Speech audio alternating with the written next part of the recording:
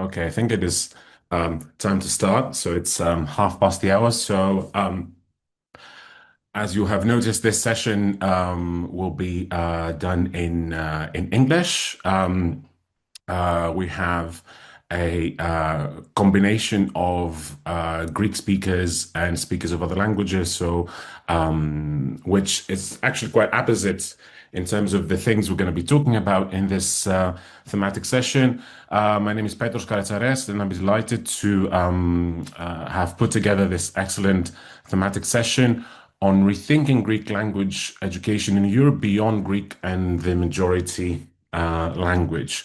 I'm going to say a very few words about the content of the session, and then I am the first contributor. So I'll jump straight onto my presentation. Then I leave a few minutes for questions, and then I'm gonna carry on to my other distinguished speakers. We have Yuli Panagiotopoulou and Exona Gashi. We have Natalia Ganuza, Zoe Nicolaidou, and Maria Ridel, and Irinia Cavalu.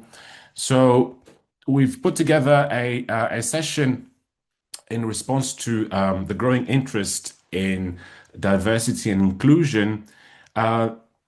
We know that there is growing interest in diversity and inclusion in mainstream schools, especially in some parts of the world, including in terms of integrating pupils' non-standard or standardized varieties in pedagogical policy and practice. However, the internal heterogeneity of heritage language education initiatives remains underexplored in practice and in academic research. This morning, Asma Hadzidaki, in her keynote, she touched upon this issue of heterogeneity and diversity within heritage language education as it pertains to the Greek context, and we are delighted to be making contribution towards that line of research. So, heritage language education often relies on binary and essentialized assumptions, typically conceptualizing pupils as bilinguals and bicultural individuals. So bilinguals in the majority language of the country of residence and that of their parents' country of origin, being called the heritage language, home language, community language, and by extension, bicultural, having sort of two identities. In the case of the Greek context, for example, Greek and UK, so British and Greek, or Greek and English, or Greek and Swedish, or Greek and German. At the same time, there is a lot of research showing that heritage language education often is shaped by dominant standard language ideologies, where only the standard variety of the heritage language is taught. So we are going to challenge these assumptions and critically examining three regional contexts: the way that Greek is taught in Germany, Sweden, and the United Kingdom. So that was a brief introduction. So I'm going to jump straight on to my presentation, which offers a first look at these issues as they pertain to the UK's Greek complementary schools.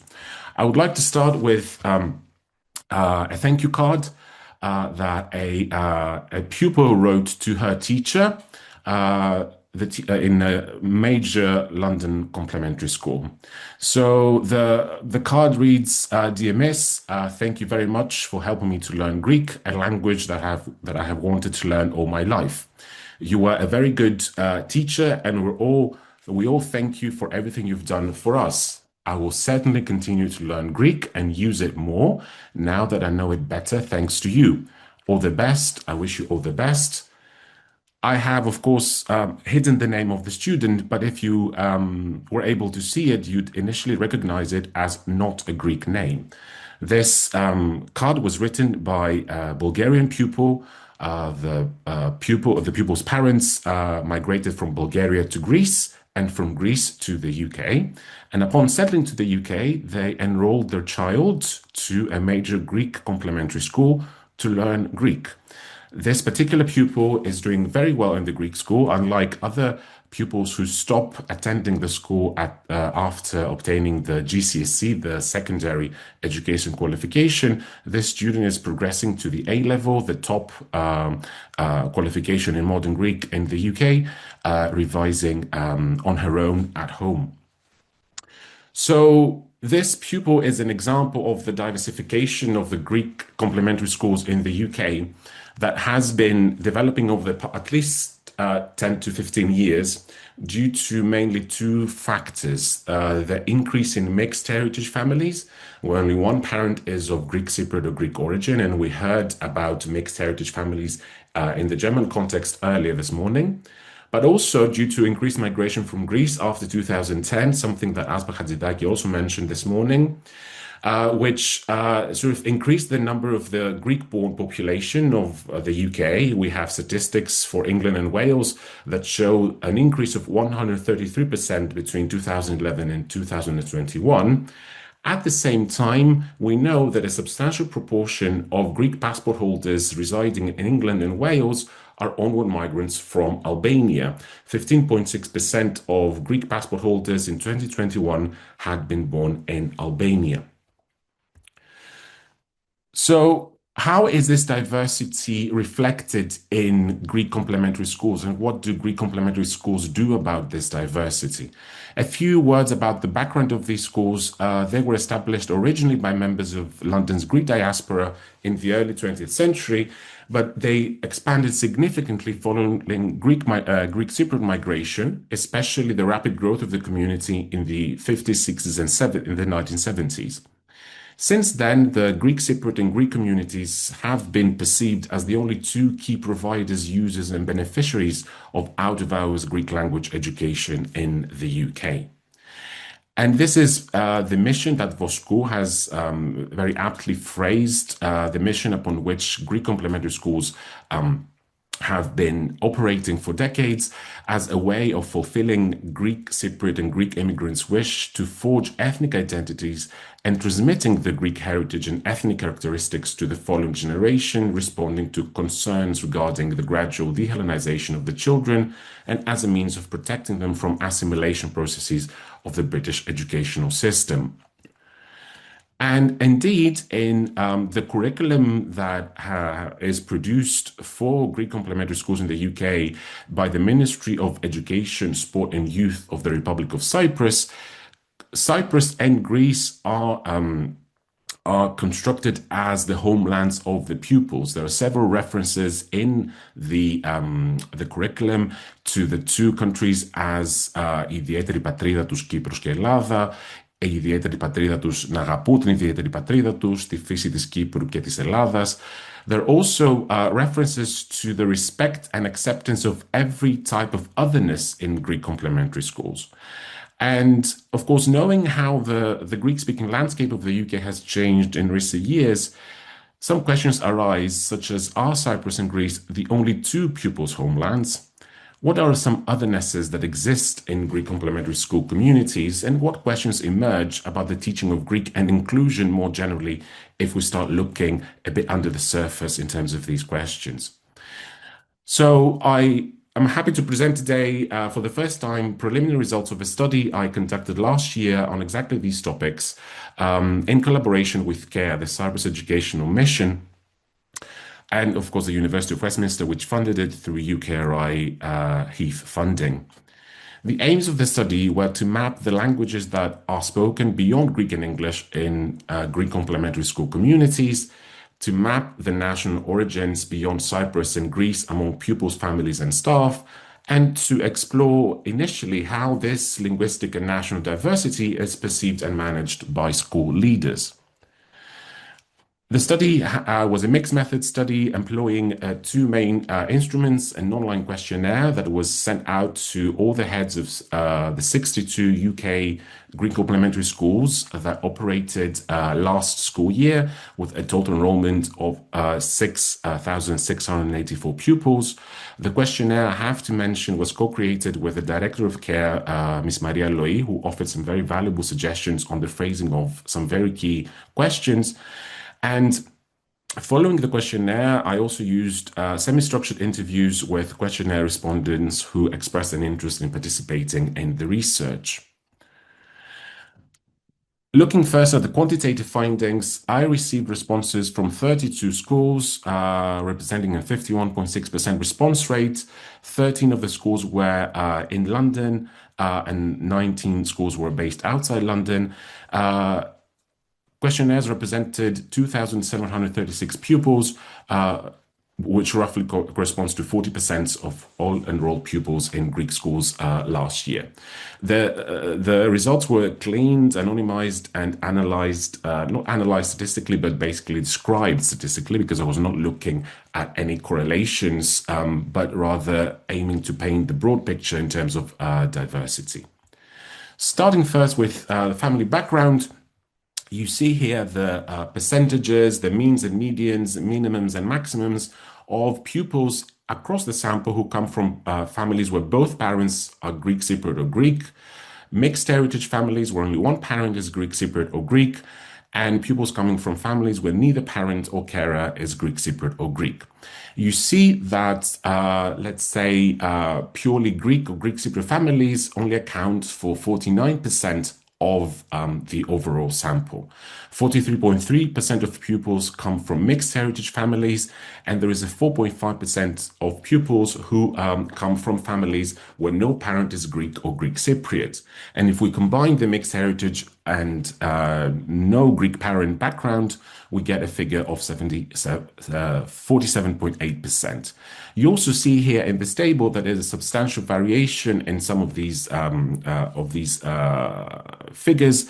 For example, in some schools, the percentage of Greek families is as high as 90%, but in others, the percentage of mixed heritage families is 85%, and the percentage of families with no Greek or Greek Cypriot backgrounds is up to 20%.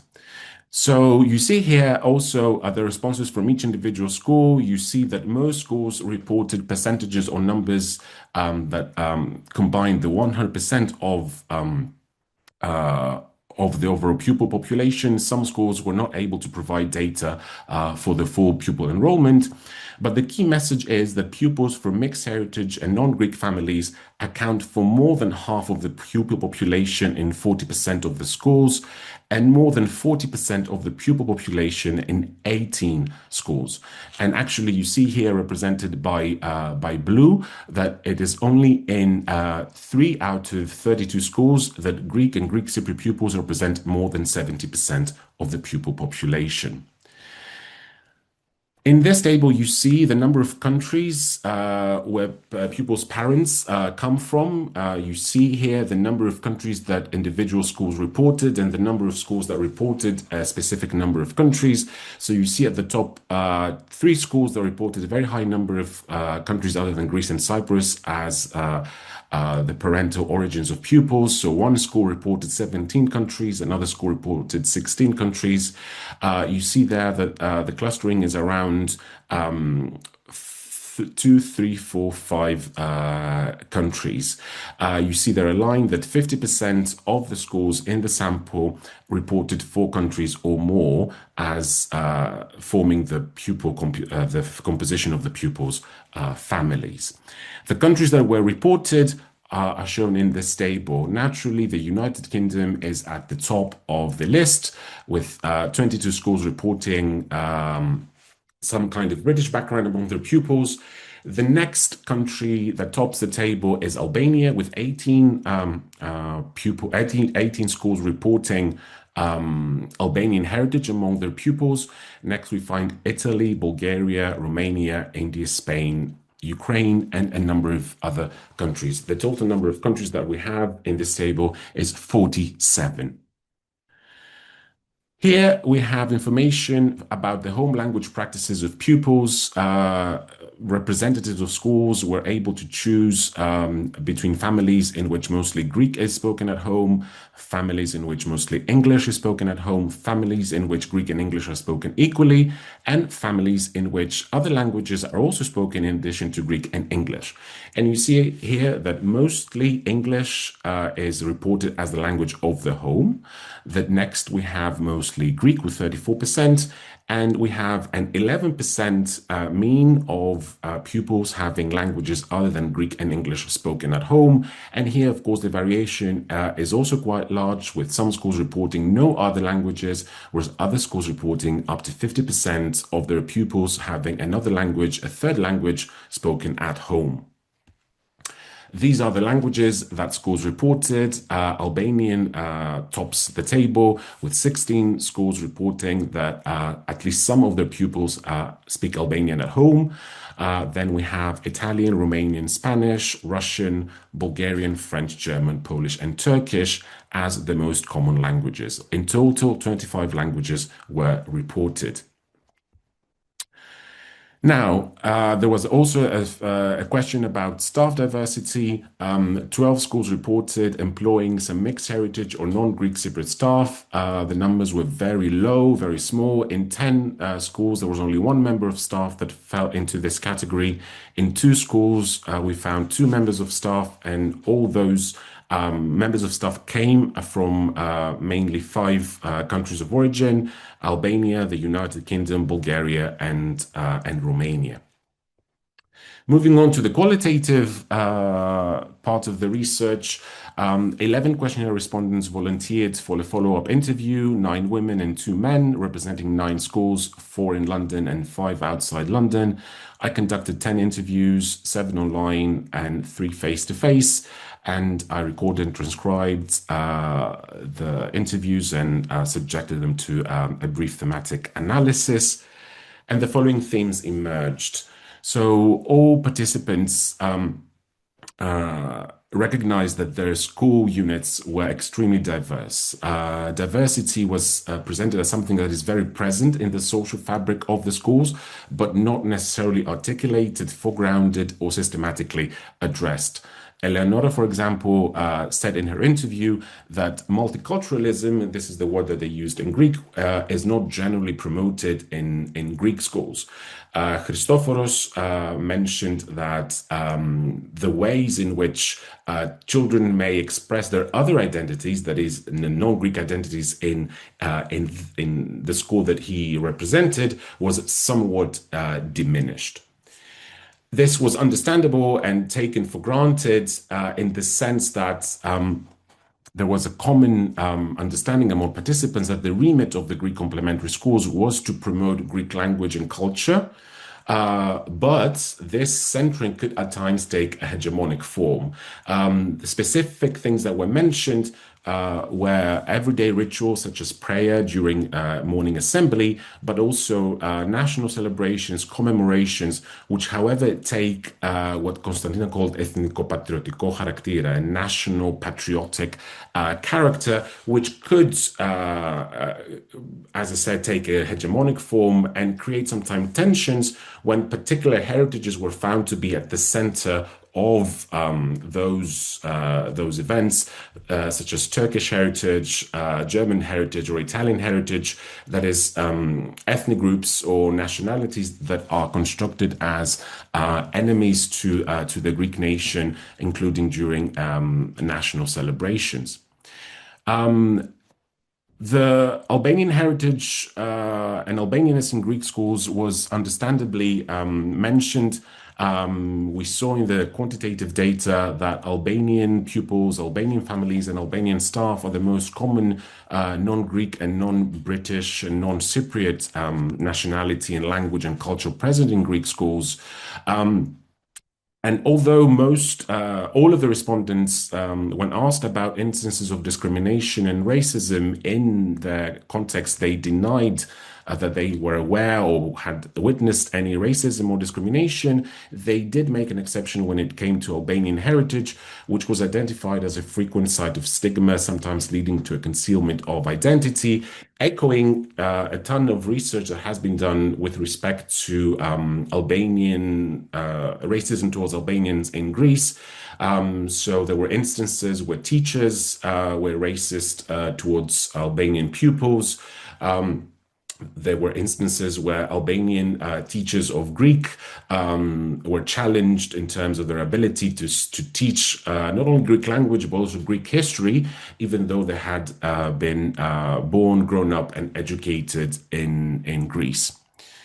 There was a sense among participants that the job of doing multiculturalism, of including and celebrating the multiple cultures, languages, heritages, identities of pupils, was the role of British mainstream schools. So it was the job of those schools to organize cultural days, talk about multilingualism and multiculturalism. However, there was also a recognition that schools do not promote multilingualism. As Eleonora said, in the English school, the mainstream school, kids can carry on having their own identities, but unfortunately they speak English. So this creates a situation where multilingualism is nominally and multiculturalism is nominally celebrated in the mainstream school, but the languages are not promoted. And that is where the Greek complementary school comes in to reinforce the use of the Greek language, but at the same time sort of mute or mask any non-Greek heritages that are present in the school context. However, this general muted character of diversity was said to be often sort of disrupted, subverted by pupils themselves, who in very many examples were said to foreground their diversity and express pride in their non-Greek identities through everyday references to family members and countries of origin. So in this example from Isidora, we hear about a young pupil who turns up to Greek school wearing t-shirts with the Albanian flag or having the word Albania written on them, and the pupil proclaiming that that is the country of his dad. He loves learning Greek, but his dad is from Albania, and the little boy is very proud to be Albanian, which is interesting in the sense that the boy. For the little boy, learning Greek and being proud to be Albanian and being Albanian are compatible. They can go together. And at the same time, expressing this Albanianness is possible in the Greek context, in the Greek school context. So there is space for the expression of these identities, and pupils are very happy and proud to use that space to talk about their non-Greek backgrounds. Very briefly, I was able also to record examples of good practices led by teachers towards multilingual, multicultural inclusion, such as multicultural and multilingual classroom activities, culture sharing days. Some schools even participated in international educational programs and initiatives towards inclusion, such as the European Parliament Ambassador Schools. I heard about translation and cross-language comparison tasks, but at the same time, the perennial question and problem of lack of time and resources, including space, was presented as the main constraint, alongside lack of institutional support and guidance about how to include those non-Greek heritages in a Greek school that remains focused on the promotion of Greek language and culture. So, what are some implications of this study? First and foremost, it invites us to rethink the one community, one home heritage and community language model. We hear a lot about the heterogeneity of diasporic communities, and we are now able to see it in one of the pillars of the communities, which are the complementary schools, which are highly diverse multilingual spaces and not linguistically homogeneous heritage sites. So as far as the UK case is concerned, and I'm sure this is applicable to other contexts as well, we need to move beyond Greek-English bilingual assumptions and develop truly inclusive multilingual practices that recognize pupils' full repertoires beyond Greek and the majority language of the local context. And these needs exist in teacher training, creation of resources, but also inclusive leadership. Because at least in the UK, mixed heritage and non-Greek and non-Cypriot pupils are central to many school communities, and many of which they are the majority, which of course raises questions about how the schools construct Greekness, inclusions, legitimacy, and belonging. But at the same time, any such agenda of diversification and inclusion must be balanced against, of course, the core mission of the schools, which is to promote Greek language and culture and the limited time available within complementary education. And of course, any future research has to address the limitation of what I have presented here, which was to present the views of Greek and Greek Cypriot school representatives, head teachers, and other leaders, which of course was a strategic choice that I made in order to first approach this topic and gain the trust of the leaders of the communities. However, the reasons for which non-Greek families send their children to Greek school, or the family language policies that take place in mixed heritage families in terms of promoting Greek over the other language of the family, what implications that has for the valuing of the other heritage, these have to be addressed by adding by centering the mixed heritage and non-Greek families themselves to ask them these questions through ethnographic and family language policy projects, such as the ones that Aspa has mentioned on a few sessions today. And of course, we also need to include languages that pupils learn in other educational contexts, such as the mainstream school, so the major languages like French and German and Spanish, in order to have a full overview of the linguistic repertoires that pupils bring to the complementary school. So that's it from me. I hope I wasn't too fast in my presentation. Thank you very much. I see that I have around 5 to 6 minutes for questions. Thank you very, very much.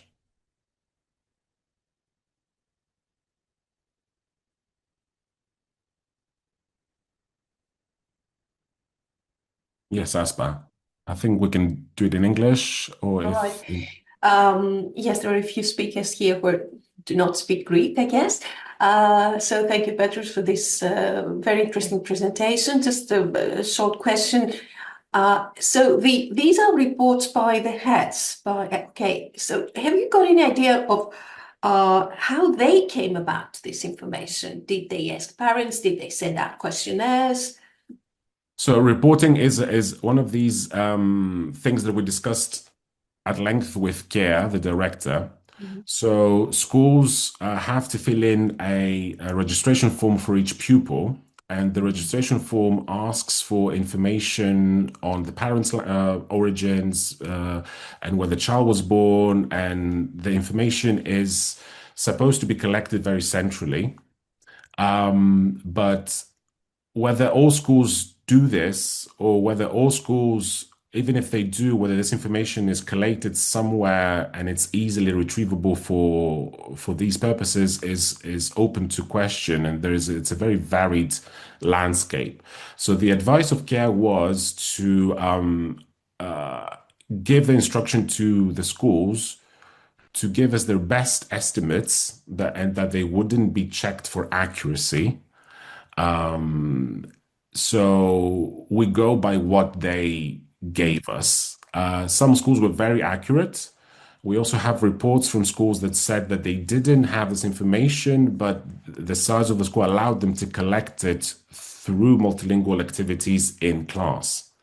So one teacher, for example, mentioned that she found a little globe, and she used that in the classroom. Children would throw the globe from one child to another, and they would look for their countries of origin, and they would say a few words about the country and the language, and the teacher would record.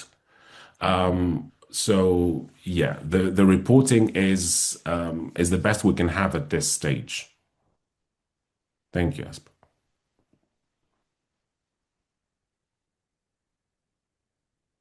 Zoe, thank you.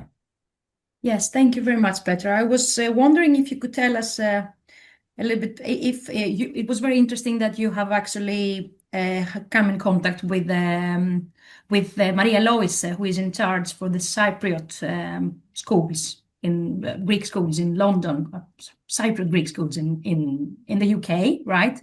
Yeah. Yeah, if you could tell us a little bit more about her role and how she commented on these results. So another very interesting contribution. She was very interested in this research from the beginning, and she really wanted to have a say on in the questionnaire, but in order to help me get the data that we needed. So, for example, in a draft questionnaire, I had separated Greek Cypriot and Greek parents. But she advised that this wouldn't be received positively from the communities because the Greek schools in the UK receive financial support from the Cypriot government. So some schools might worry that if through this research, the results showed that a certain school had a very small number of Cypriot pupils, that the financial contribution from the Cypriot government would be at risk. There is also, of course, the ideological dimension that we're all Greek. We can't separate Greek Cypriots and Greeks. So that's why, for the purpose of this research, the two groups are grouped together, even though demographically they're very different. And also because we're also looking at languages other than Greek that are spoken in pupils' homes. And of course, both Greek Cypriot and Greek parents would have forms or varieties of Greek spoken at home. So it didn't create a lot of problems logically either. The other dimension was that in order to do this research, I had to get ethical approval from the Ministry of Education in Cyprus, which allowed me to gain the support of the Cyprus Educational Mission, but also create the sense among some teachers that why is the Cypriot Ministry requesting this information? So that's why some of those, as I said before, the contribution by Maria Louis was very crucial in helping me sort of assess how some of the questions might be interpreted. Thank you. I just want to say in regards to this first dimension that you mentioned, I think it's a very interesting point you're raising, the implementations of studies like these ones that we're doing in the actual educational and political environment then, and the results we actually present. So this is something we have also been thinking about in our study. Thank you, Zane.